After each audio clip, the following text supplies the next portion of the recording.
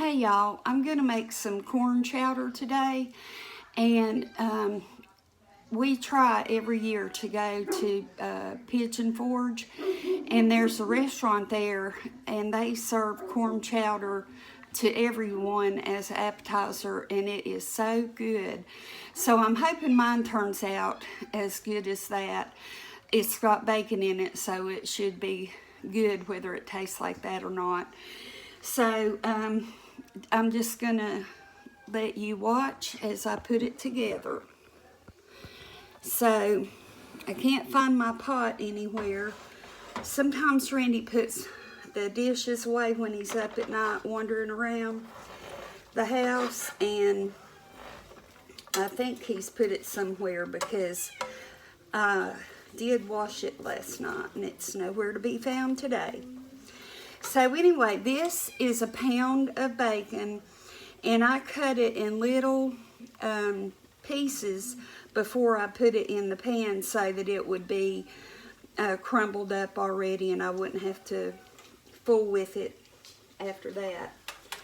So to that I'm going to add onions that are diced up.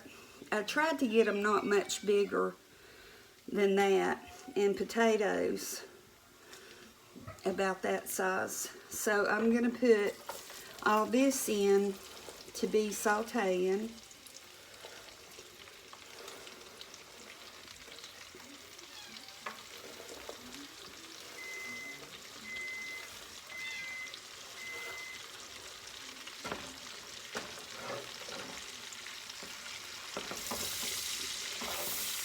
And getting that good bacon grease on them, and the flavor.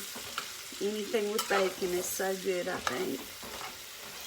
It's not very healthy, but it sure does taste good. So while that sautés, I'm going to cut up my celery. I didn't have time, or not time, but I didn't have room on my cutting board for the celery also, so I'm going to cut it up now.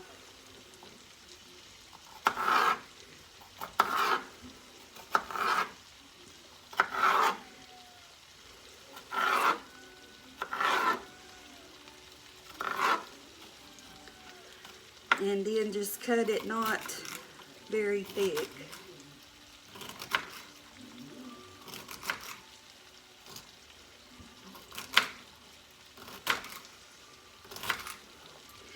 And I hope that everyone had a really wonderful Thanksgiving, and that you got to spend it with the ones that you love, and that everyone who had to get out had safe travels and all. I went one street over, which is where my oldest daughter lives, Autumn, and I fixed candied yams and deviled eggs and tea, and I took that over to her house, and she had a ton of different Thanksgiving fixings, and everything was delicious, and we just ate and talked and laughed and had a real good time. And then I came home and I just kind of laid around. I was so full from all that good food. And so that's what Randy, Kaylin, and I did. We just had a very leisurely evening. And before you know it, it's going to be Christmas. So I'm going to go ahead and put the celery in. And you know, do this according to your taste. If you don't like this much of something, don't put it, or if you, or don't put as much, or if there's something that you know that you would like that I haven't put in here, then just go ahead and put it. And so I'm going to turn that up just a little bit. This needs to go for a few minutes, and saute the celery and the onions especially. So I'm going to let this go, and then I'll come back and we will finish it up. Okay, the vegetables have sauteed and softened up a little bit. So what we're going to do now is, this is 1/4 of a cup of flour, and just add that in. This is going to be to help thicken up the chowder. And just stir it in with your vegetables. And I think some green pepper or any red pepper, any of that would be real good in this too. Okay, once you have that stirred in, then you want to add, this is about 2 1/2, 3 cups of chicken broth that I make, you know, with the powder. Just put that in. And turn it up till this comes to a boil. And when it starts boiling, then you want to lower it where it's a soft boil, and it just gently bubbles. And that flour's already getting it a little bit thick. So let it go for a ½ hour or so, however long you think it takes to get your vegetables soft. And when that happens, we'll come back. We're ready to finish up our corn chowder, and it smells so good and it looks good. And it hasn't taken a lot of time to make it, so this could be something good for you working parents that have to go home after a long day and then cook. So, and you could put clams in it, I believe, if you want to. I've never had clam chowder, but this just looks like something you could put clams in. So anyway,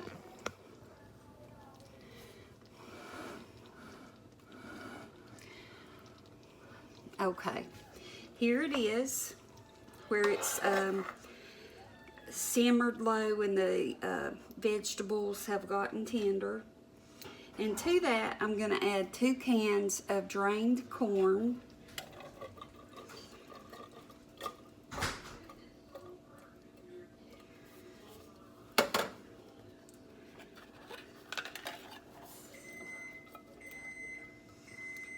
And I'm going to give it just a little bit of a stir.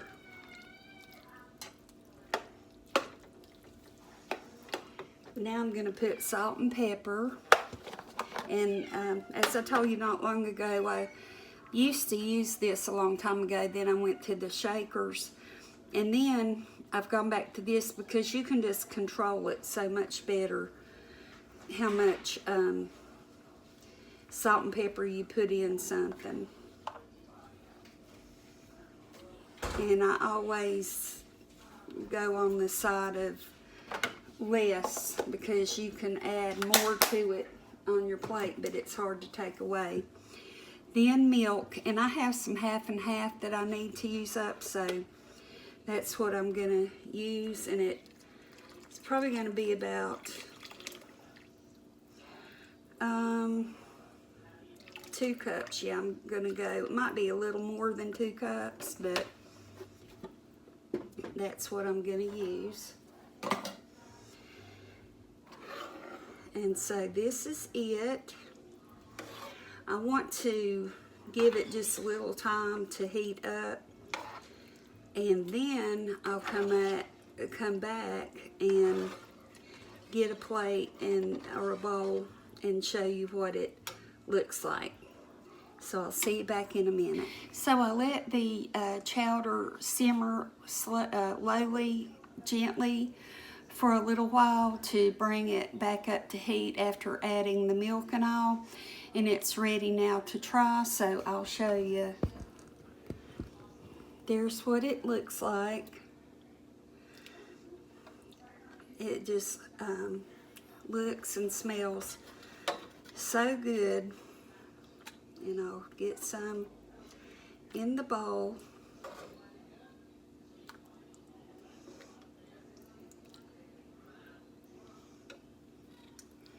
And there's what it looks like.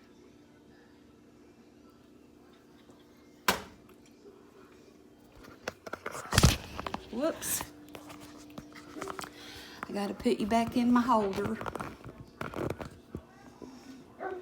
Okay.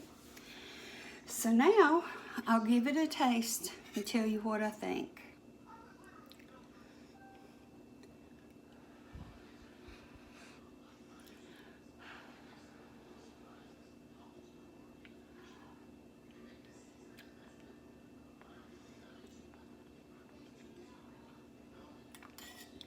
This is so good. It's like the best comfort food. Even without having meat, I know there's bacon in it, but like chicken or steak or something in it. So good. And I got the cheese out because you can sprinkle a little cheese on it if you want to. But I'm gonna tell you, this is delicious.